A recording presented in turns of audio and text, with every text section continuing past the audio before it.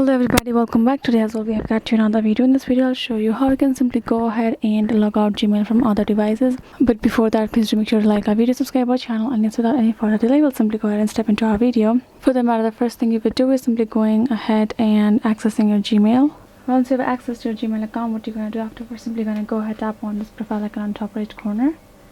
Tap on this manage your Google account, tap on it, and now in this section what you're going to do is simply going to scroll down till you find the security section and go ahead, scroll to the bottom where you can see how you sign into Google section. You can see a password section where you're going to go ahead, simply change your password. That way only this device will be logged in, and other device where you have previous password will be logged out automatically, and that would be it. And the other would be simply your devices. You can manage all devices, tap on it. Here in this section you can see in all of the devices that you are currently logged in. You can see precision and Android devices is what we are logged in right now.